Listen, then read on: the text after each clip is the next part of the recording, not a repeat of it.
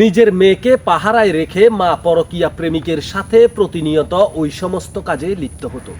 কিন্তু মেয়েটি নিজের ভবিষ্যৎ এবং মায়ের সম্মানের কথা ভেবে বিষয়টি কাউকে অবগত করেনি। কথায় আছে, চোরের 10 দিন গৃহস্থের 1 দিন।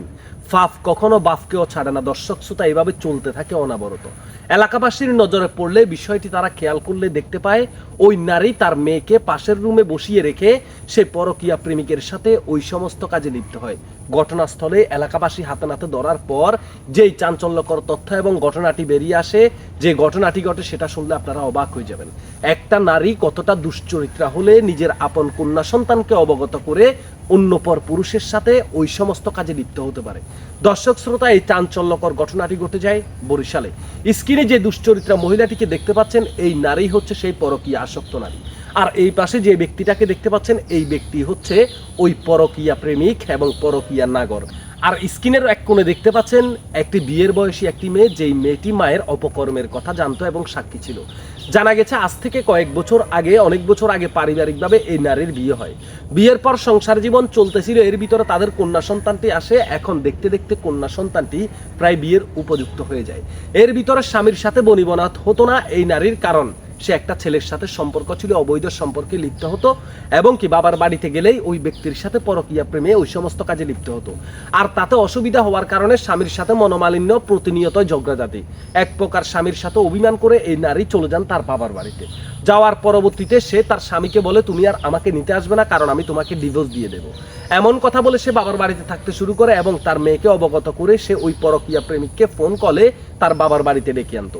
মেয়েটিকে বলতো, তুমি এখানে বসে পাহারা দাও কেউ আসছে কিনা, আমি তোমার আঙ্কেলের সাথে কিছু কথা বলবো রুমের মধ্যে। এমন কথা বলে এই নারী তার পরকীয়া প্রেমিকের সাথে রুমে ঢুকে যায়।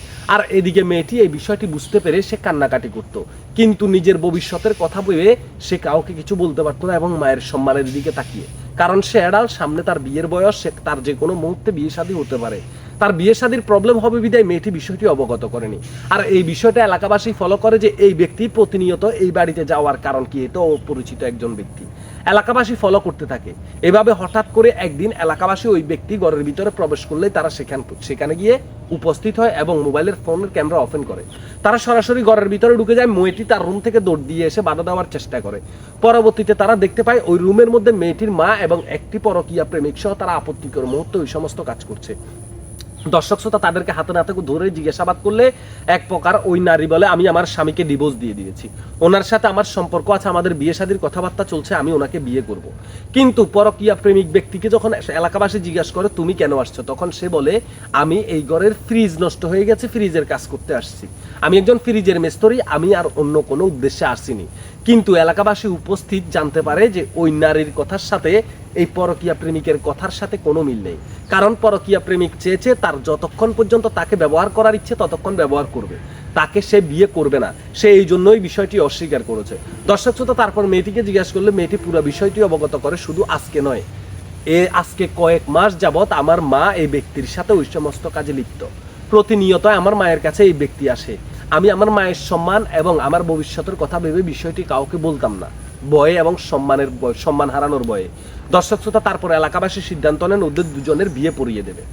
এলাকাবাসী ওই সিদ্ধান্তে যাওয়ার পরবর্তীতে ওই প্রেমিক যুবক বলে, আমি ওনাকে বিয়ে করব কেন, আমি ওনার সাথে জাস্ট কথা বলেছি, কোনো অবৈধ সম্পর্ক নেই, আজকেও কথা বলতে এসেছি, আমার পক্ষে ওনাকে বিয়ে করা সম্ভব নয়।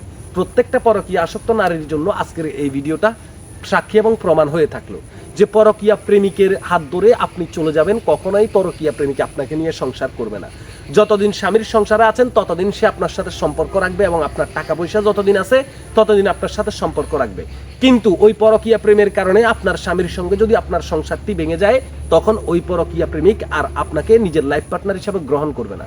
কারণ কোনো পুরুষই দুশ্চরিত্রের নারীকে নিজের লাইফ পার্টনার হিসেবে বেছে নিতে রাজি নয়। প্রত্যেকটি পুরুষই চিন্তা করে একটি ধর্মীয় এবং কি একটি 5 ওয়াক্ত নামাজি, একটি নম্র ভদ্র সভ্য চরিত্রবান একজন নারীকে সে বিয়ে করে সংসার করবে। কোনো দুশ্চরিত্রা নারীকে নিয়ে সংসার করার জন্য কোনো পুরুষই ইচ্ছুক নয়। ভিডিওটি শেয়ার করবেন। আর যদি কেউ পরকীয়া প্রেম করে অন্যের স্ত্রীকে বাগিয়ে এনে বিয়ে করে, তাহলে মাথায় রাখবেন সেখানে কোনো উদ্দেশ্য আছে। ভিডিওটি শেয়ার করুন, আপনাদের ব্যক্তিগত মতামত কমেন্ট বক্সে জানাবেন।